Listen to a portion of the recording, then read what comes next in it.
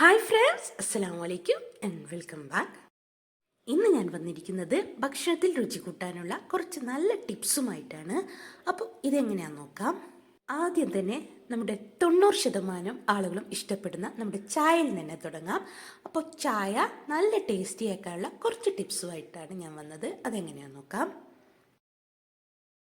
ആദ്യത്തെ ടിപ്പ്, നമ്മുടെ ചായ ഉണ്ടാക്കാനായി എടുക്കുന്ന പാത്രം നല്ല കഴുകി വൃത്തിയായിട്ടുള്ള പാത്രം തന്നെ എടുക്കാൻ ശ്രദ്ധിക്കുക. കാരണം അതിനു മുമ്പ് ചായ വെച്ച പാത്രത്തിൽ തന്നെ പിന്നീട് കഴുകാതൊക്കെ ഉപയോഗിക്കുകയാണെങ്കിൽ ചായക്ക് ഒരു കരിഞ്ഞ ടേസ്റ്റ് വരാൻ സാധ്യതയുണ്ട്. അപ്പോൾ നമ്മുടെ ചായ ഉണ്ടാക്കാൻ എടുക്കുന്ന പാത്രം നല്ല ക്ലീൻ ആയിട്ട് കഴുകി വൃത്തിയാക്കി എടുത്തതിന് ശേഷം മാത്രം ചായ ഉണ്ടാക്കാം. ഇപ്പോൾ ഞാൻ 2 ഗ്ലാസ് ചായയാണ് ഉണ്ടാക്കുന്നത്. അതിന് വേണ്ടിയിട്ട് 1 ഗ്ലാസ് വെള്ളവും അതുപോലെ തന്നെ ഇനി ഇതിലേക്ക് 1 ഗ്ലാസ് പാലും കൂടിയാണ് ചേർത്ത് കൊടുത്തിട്ടുള്ളത്. രണ്ടും ഒന്നിച്ച് ഒഴിച്ചതിന് ശേഷമാണ് ഞാൻ തിളപ്പിക്കുന്നത്.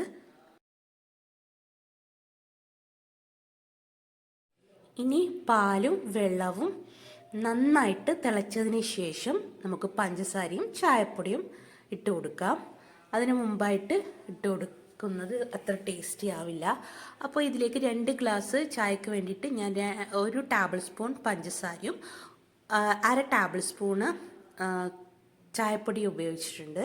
അപ്പോൾ ചായപ്പൊടിയുടെ ബ്രാൻഡൊക്കെ മാറുന്നതിനനുസരിച്ച് ഇതിൽ വ്യത്യാസം വരാം. അങ്ങനെ നിങ്ങളുടെ കടുപ്പത്തിനും മധുരത്തിനൊക്കെ അനുസരിച്ചിട്ട് ചായപ്പൊടിയും പഞ്ചസാരയൊക്കെ ഇട്ട് കൊടുക്കുക. അപ്പോൾ എൻ്റെ ചായ നന്നായിട്ട് തിളച്ചിട്ടുണ്ട്. അപ്പോൾ ഇത് ലൈറ്റ് അടിക്കുന്നതുകൊണ്ടാണ് ഇങ്ങനെ ആയിപ്പോയത്. അതിനുശേഷം ഞാനിതൊരു കപ്പിലേക്ക് മാറ്റിയിട്ടുണ്ട്. ഇനി ചായയുടെ രുചി കൂട്ടാനായിട്ടുള്ള ഒരു അടിപൊളി ടിപ്പാണിത്. ഞാൻ ഈ ചായയിലേക്ക് ഒരു ചെറിയ സ്പൂൺ, അതായത് 1/4 ടീസ്പൂണിന് കുറവായിട്ട് ബൂസ്റ്റ് ചേർത്ത് കൊടുത്തിട്ട് നന്നായിട്ടൊന്ന് ഇളക്കി കൊടുക്കുന്നുണ്ട്. ഇനി ഇത് നമുക്ക് ഈ ചായ ഉണ്ടാക്കിയതിന് ശേഷം ഇതുപോലെ അങ്ങ് ചെയ്ത് കൊടുക്കുകയാണെങ്കിൽ നല്ല ചായ ആയി കിട്ടും. ആ ചൂടോടെ അങ്ങോട്ടും ഇങ്ങോട്ടും ആക്കി കൊടുക്കുകയാണെങ്കിൽ നല്ല ടേസ്റ്റ് ചായയുടെ ടേസ്റ്റ് കൂടുകയും ചെയ്യും. പ്രത്യേകിച്ച് നമ്മൾ ബൂസ്റ്റ് പൊടി ചേർത്ത് കൊടുക്കുകയും കൂടി ചെയ്തപ്പോൾ നല്ല ടേസ്റ്റി ആയിരിക്കും. അപ്പോൾ ബൂസ്റ്റ് ചേർക്കുമ്പോൾ കൂടുതലാകാതിരിക്കാൻ ശ്രദ്ധിക്കണേ. ഇതുപോലെ ഒരു പ്രാവശ്യം അങ്ങ് ചായ ഉണ്ടാക്കി നോക്കിയാൽ അടിപൊളി ടേസ്റ്റ് ആയിരിക്കും. അപ്പോൾ ഒന്ന് കമൻറ്റ് ചെയ്തേക്കണേ എങ്ങനെ ഉണ്ടാക്കിയിട്ട് എങ്ങനെയുണ്ടെന്ന്.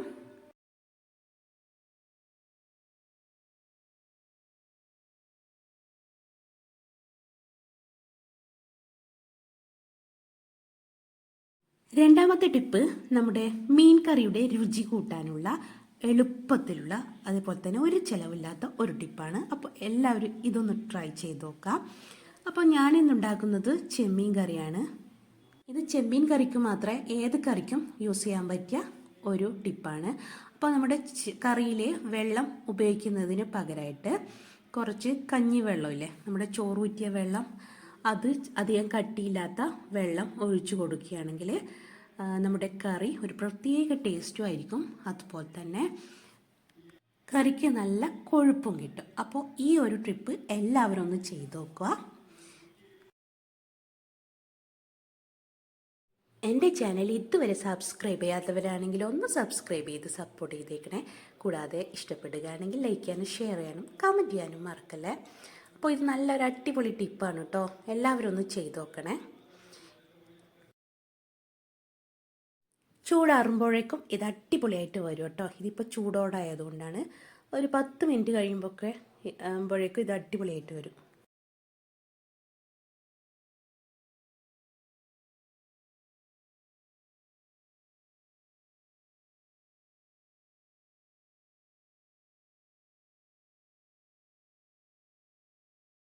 അപ്പോൾ നമ്മുടെ മൂന്നാമത്തെ ടിപ്പ് എന്താണെന്ന് നോക്കാം. നമ്മുടെ എല്ലാവർക്കും ഇഷ്ടപ്പെട്ട ഒരു ഐറ്റമാണ് ബീഫ് കറി. അപ്പോൾ അതിന് രുചി കൂട്ടാൻ ഒരു അടിപൊളിയായിട്ടുള്ള ഒരു ടിപ്പുണ്ട്.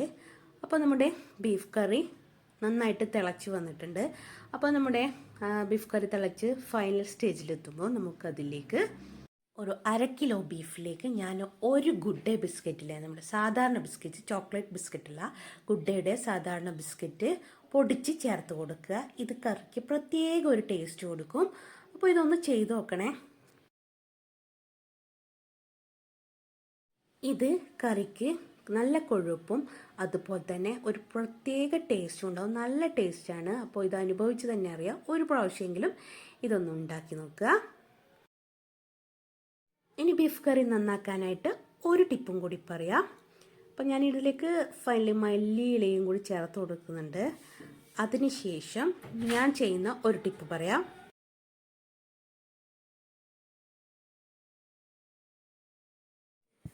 കറിയൊക്കെ തിളച്ച് റെഡി ആയതിന് ശേഷം നമുക്ക് വേറൊരു പാനിൽ കുറച്ച് വെളിച്ചെണ്ണ ചൂടാക്കിയെടുത്ത ശേഷം ഇതിലേക്ക് കുറച്ച് സവോള നീളത്തിൽ നേരിയതായിട്ട് കട്ട് ചെയ്തെടുത്തത് ചേർത്ത് കൊടുത്തിട്ട് ഒന്ന് ഫ്രൈ ചെയ്തെടുക്കുക.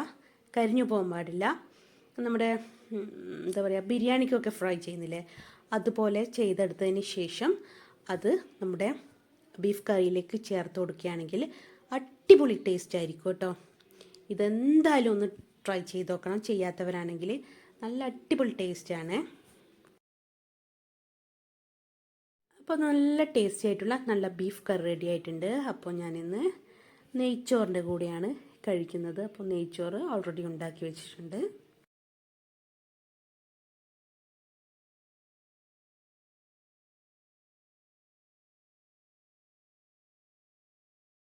അപ്പോൾ നാലാമത്തെ ടിപ്പ് എന്ന് പറയുന്നത് നമ്മുടെ ഫ്രൈഡ് റൈസിലെ രുചി കൂട്ടാനുള്ള ഒരു ടിപ്പാണ്. അപ്പോൾ സ്ത്രീകൾ കൂടുതലായിട്ട് ഇഷ്ടപ്പെടുന്ന ഒരു ഐറ്റമാണ് ഫ്രൈഡ് റൈസ്. അപ്പോൾ ഇതെങ്ങനെയാണ് നല്ല അടിപൊളിയായിട്ട് ഉണ്ടാക്കാൻ നോക്കാം. അപ്പോൾ അതുണ്ടാക്കാനായിട്ട് ഞാൻ ഇതിലേക്ക് വെജീസൊക്കെ കട്ടാക്കി എടുത്തിട്ടുണ്ട്.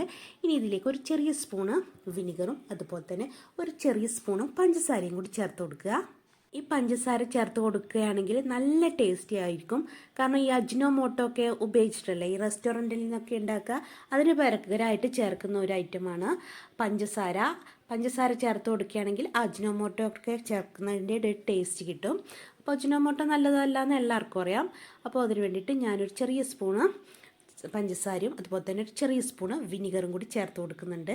അത് ചേർത്ത് കൊടുത്ത് ഇത് ഫ്രൈഡ് റൈസ് ഉണ്ടാക്കുകയാണെങ്കിൽ ഫ്രൈഡ് റൈസ് നല്ല ടേസ്റ്റി ആവും. അപ്പോൾ ഇത് ഇങ്ങനെ ചെയ്യാത്തവരാണെങ്കിൽ ഒന്ന് ചെയ്ത് നോക്കുക.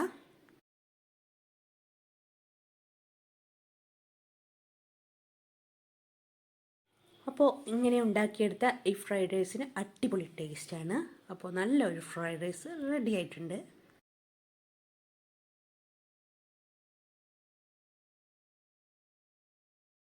അപ്പോൾ നമ്മുടെ അഞ്ചാമത്തെ ടിപ്പിലേക്ക് കിടക്കാം.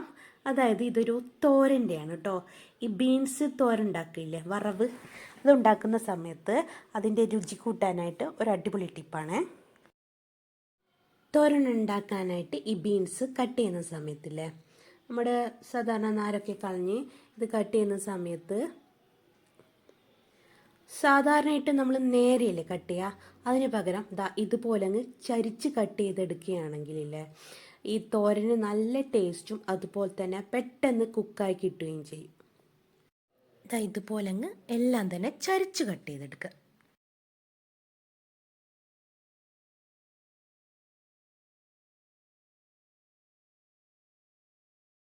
അപ്പോൾ ഞാൻ ഇതുപോലെ തോരന് വേണ്ടതൊക്കെ ഇതുപോലെ ഒന്ന് ചരിച്ച് കട്ട് ചെയ്തെടുത്തിട്ടുണ്ട്. അതിനുശേഷം നമ്മൾ തോരൻ ഉണ്ടാക്കുന്ന സമയത്ത് ശ്രദ്ധിക്കേണ്ട കാര്യം,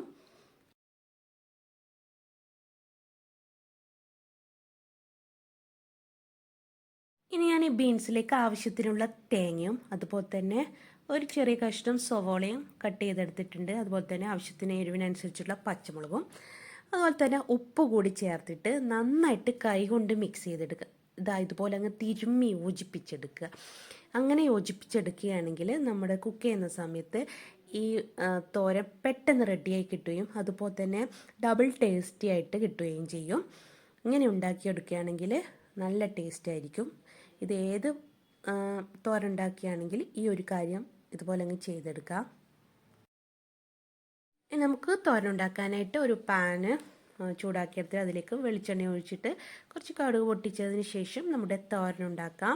അപ്പോൾ എൻ്റെ വീഡിയോ ഇതുവരെ വാച്ച് ചെയ്ത എല്ലാവർക്കും താങ്ക്സ്. എൻ്റെ ചാനൽ ഇതുവരെ സബ്സ്ക്രൈബ് ചെയ്യാത്തവരാണെങ്കിൽ ഒന്ന് സബ്സ്ക്രൈബ് ചെയ്തേക്കണേ. കൂടാതെ ഇഷ്ടപ്പെടുകയാണെങ്കിൽ ലൈക്ക് ചെയ്യാനും ഷെയർ ചെയ്യാനും കമൻറ്റ് ചെയ്യാനും മറക്കല്ലേ. ഇൻഷാ അല്ലാഹ് നല്ലൊരു വീഡിയോ ആയിട്ട് വീണ്ടും കാണാം.